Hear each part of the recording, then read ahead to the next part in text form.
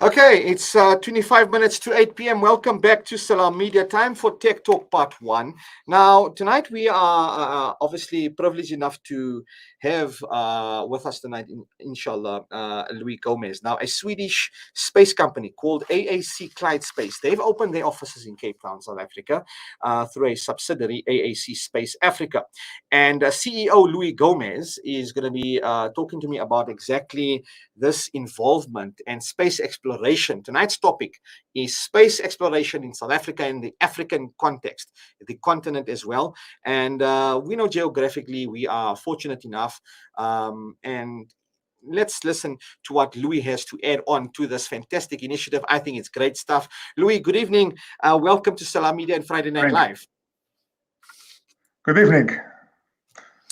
Awesome stuff. Great to have you with us, and thanks for taking the time. Now, the Swedish space company AAC, they've opened their offices in Cape Town, firstly, right? But before we delve into exactly tonight's topic about space exploration in South Africa and Africa, the CEO, obviously yourself, if you can, talk to us about AAC. What exactly is AAC Space Africa, and what are you hoping to design, firstly, and then we'll get into everything else. Thank you. So AAC Space, Clyde Space, the global company, we are a company that manufactures avionics parts for satellites. We also manufacture satellites. We then operate them, and we also provide data and services from space. So you can come to us, and we actually can provide you a whole range of services, images from space, or if you want some communication systems, we can actually do that. We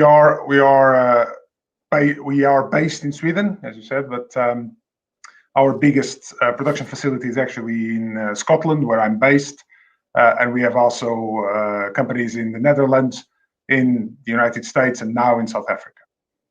And our company in South Africa, AAC Space Africa, will focus very much on the design of advanced communication systems, but also on the design of satellites, targeting largely the African market. But in terms of the components that it will design, the radios, the advanced software-defined radios, it will actually supply the entire group. So we will use those designs in all our companies, and we will sell them around the world to our customers.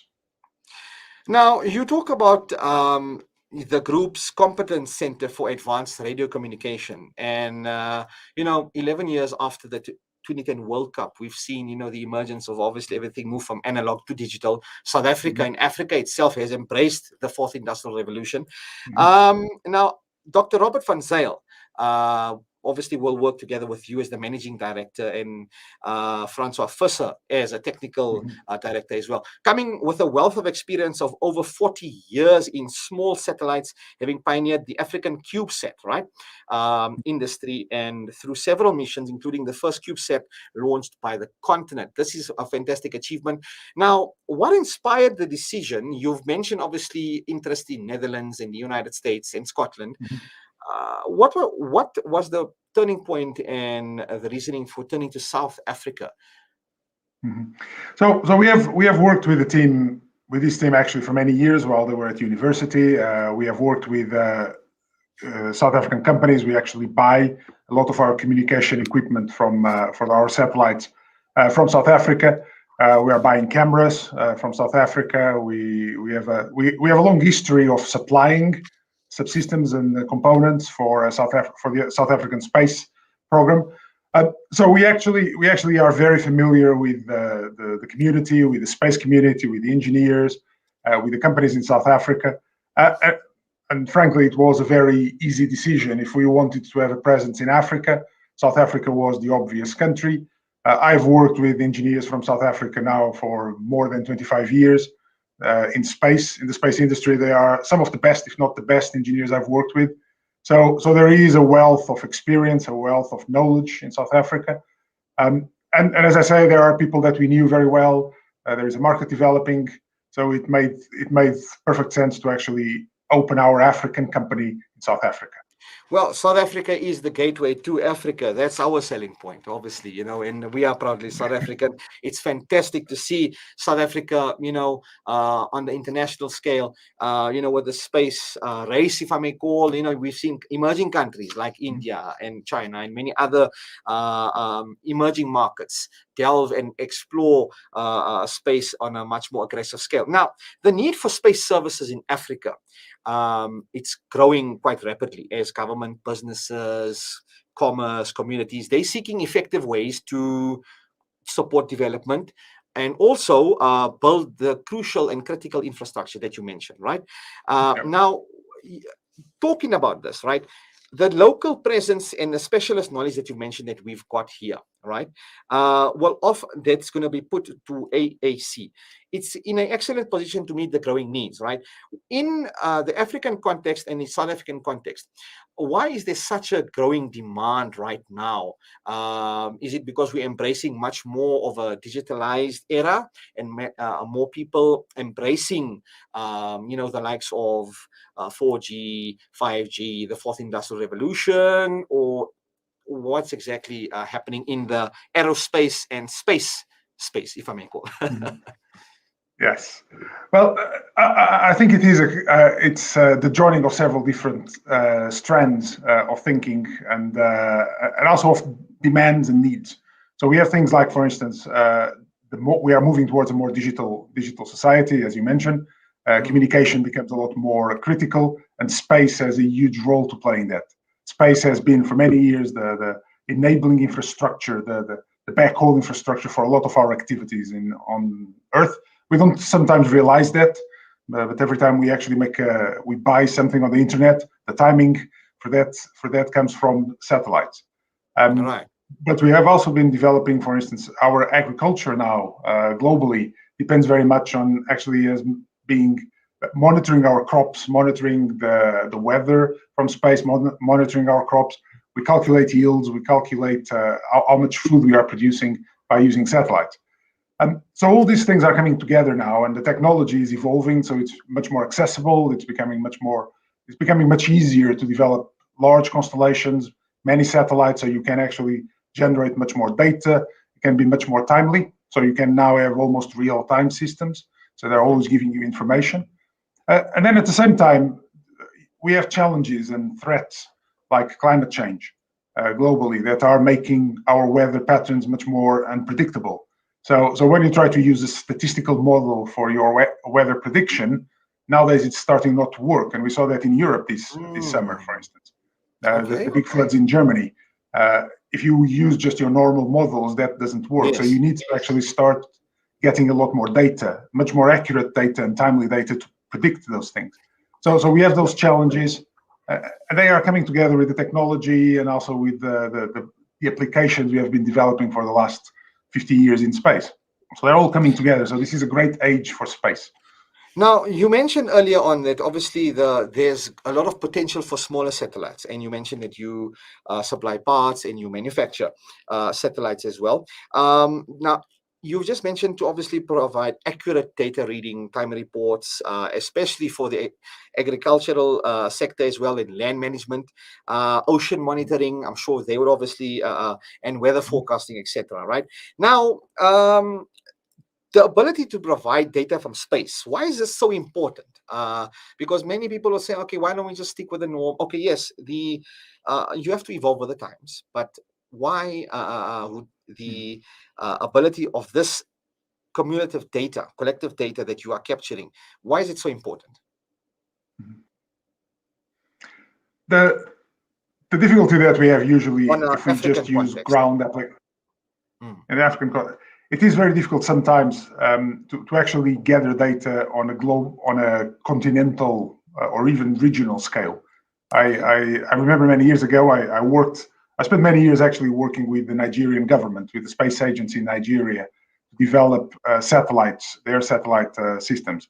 And one of the things I did, one of the exercises I did was I went to look for images on the commercial market if we could buy images of Nigeria, because one of their applications was mapping. They wanted to remap the country, look at the changes in the roads, in the landscape, everything. And if Yes. you try to actually buy that data on the commercial sector, you couldn't.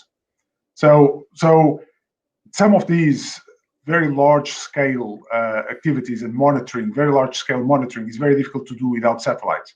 So satellites allow you that global coverage, that regional and continental scale monitoring. And then there are things like communications. The alternative that you have if you don't use space is you have to put a long cable between two sites. That might be impossible in some certain regions, might be extremely expensive, and satellites can actually become much more cost effective at doing that. It's not the solution for all the problems, but is the solution for many problems. And now it is affordable enough to actually do that from space. So it's, again, it's a mixture of two different things. Would you agree that in the last decade, there's been a much faster rate of the collection of the data in Africa and the growth at which space exploration in Africa is right now? Look, I mean, you're obviously in the field for way over 40 years, but let's look at a decade or 2 decades. What are your thoughts regarding the growth right now for space exploration in Africa and South Africa as well? Africa has actually been in space for quite a long time. South Africa in particular has a long history of being active in the space arena.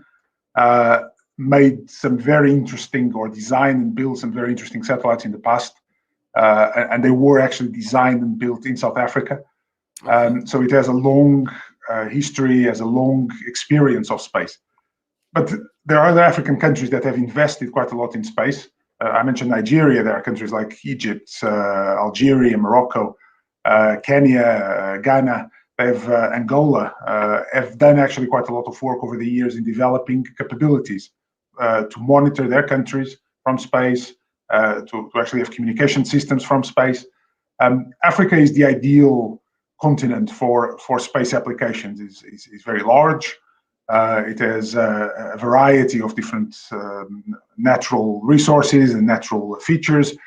So it's ideal. It can benefit a lot from space systems and space data and space communication systems. So it's the ideal continent to actually develop these systems. And it's a place that can benefit, and people in Africa can benefit a lot from space.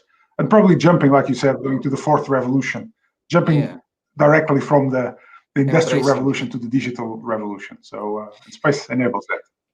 Now, Louis, you mentioned the emerging markets and some of the most industrialized nations in Africa: Egypt, Angola, South Africa, Nigeria, and their exploration strategies and their involvements, etc. So we're seeing a lot more of the emerging countries in Africa adopting and embracing space exploration, and they've seen the importance of this data and what it can provide now to their countries as well, and to improve the overall communications, as what you mentioned, obviously regarding radio communications, and to provide consistency. Would the right word be? Now, in addition to that, I think many of these. Yeah. Sorry, please. No. So what I'm getting at is that these emerging countries and the industrialized nations in Africa are showing much more involvement, whereas in the past, you wouldn't really find them being much more approachable. In your years of experience, Africa, let's say if we go back to the 80s or the 90s, maybe like Uganda or Angola at that time, would they have been open to embrace this type of exploration at that time, or no? I think some countries were. Of course, there were countries like Angola, for instance, that had other challenges at the time. So there were wars raging on in those countries. So it was much harder for them to actually focus on the technology, focus on actually managing their country better, developing the infrastructure for communications. Those are things that they can do right now. So you have countries in Africa that are developing very quickly their infrastructure. They are digitizing their society very quickly, and that is great. And we can help. We and space companies and space organizations, we can help to speed that up, and also to build a system that is much stronger, much more resilient. But I think there is a big shift in the thinking from the 1980s, 1990s, where there were still That's many what I'm problems. There getting were at. still countries Yeah. that were going through much instability. They are now in many countries. Unfortunately, there are a few that are still suffering from those problems, but many others have actually come out of that, and they are now being able to think, how do we make people's lives better? How do we actually provide better food, better communications, health, security, all of those things, and space can help that. So countries now can spend more time doing that, and resources. They can spend time and resources on It's that side it's of things.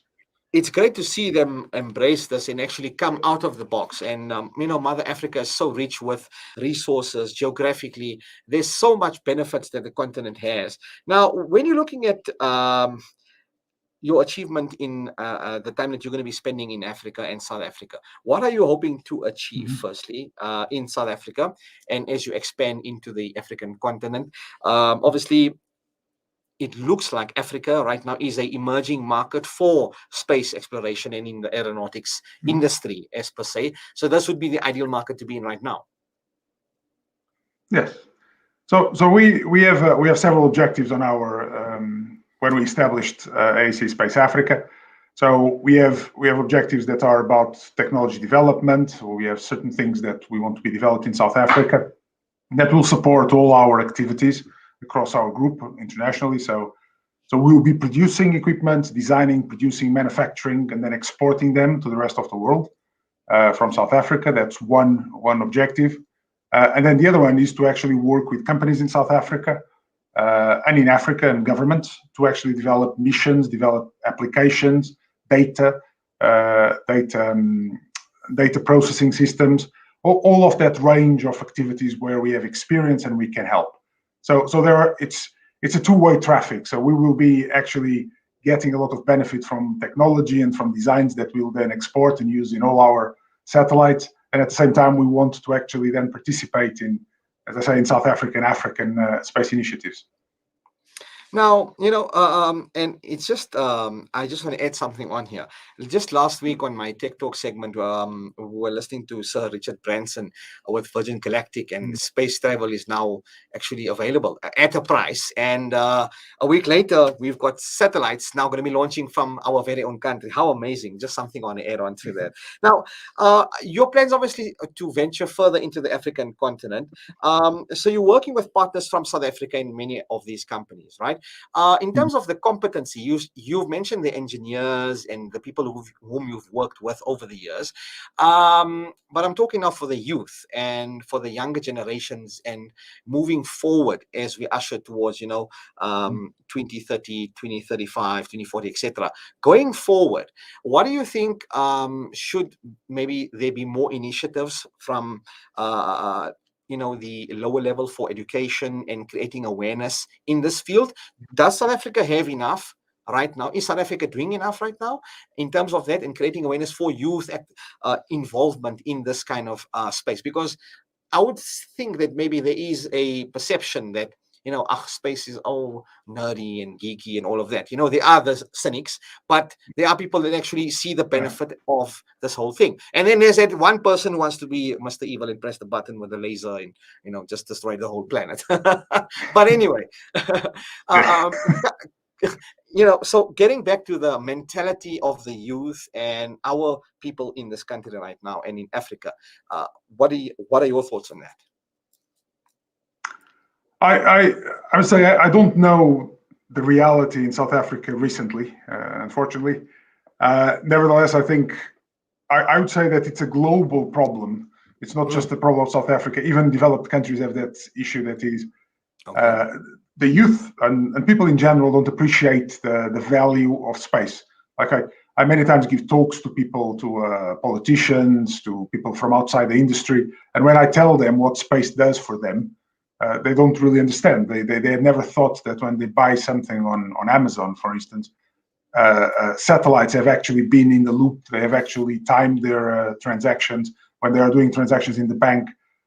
So I think there is an issue with awareness globally about space and the benefits of space and high technology in general. Technology illiteracy is a problem many countries. I don't think it's specific to Africa, actually. My experience of working with some African countries is that people are actually more open to that than in many other countries. Now, there are many initiatives, and we hope to participate on. We hope to help with initiatives to improve it. The reason sorry, Louis, to come in. The reason I pose this question is because to create the awareness and the mentality. Because why I'm asking this is, we in Africa, have been left behind, but we're now emerging at a very rapid rate, right? But I wouldn't have thought that this would be the same scenario in a developed world, because there's this perception of the third world countries and the developed world, and they have certain standards, as they say. But safe to say now, what would you like South Africans to know and understand about this whole initiative right now of AAC Space South Africa, and or rather AAC Space Africa? What do you want people to be understanding, and what do you want them to know about this entire thing here? What's your message to the South Africans? I think I don't think it's not my position to tell people what they need to understand, but I can tell you what we are trying to achieve.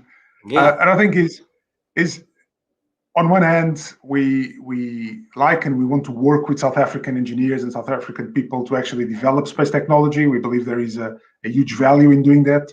It's a growth industry, is an industry that we want to help grow in South Africa. It's a country with a long tradition, a country that has great engineers, so we want to work with that. And at the same time, we are there to help in developing new services, new companies, and new space activities from South Africa. So we want to actually work with South African companies, with government, with people to develop the space sector. So that is the message. That is the message, and I hope people take that on board and believe us and help us in achieving that. Well, I mean, obviously, to pioneer the space exploration, I'm really proud of my country and of AAC Clyde, seeing the potential that we have here. Now, having said all of that, in conclusion, Louis, just want to understand one thing. When it comes to the time frame and the sustainability of this project that you're hoping to achieve, what are you seeing? Are you compounding on a long-term 10-year, 20-year project here in South Africa and Africa? Do you see sustainability that long? What are your thoughts on that? I see. I believe that the market is sustainable. We actually want to help that market to be sustainable. You need both sides. You need the supply and you need the demand. Yes. I think the demand is there. Supply is many times not there yet.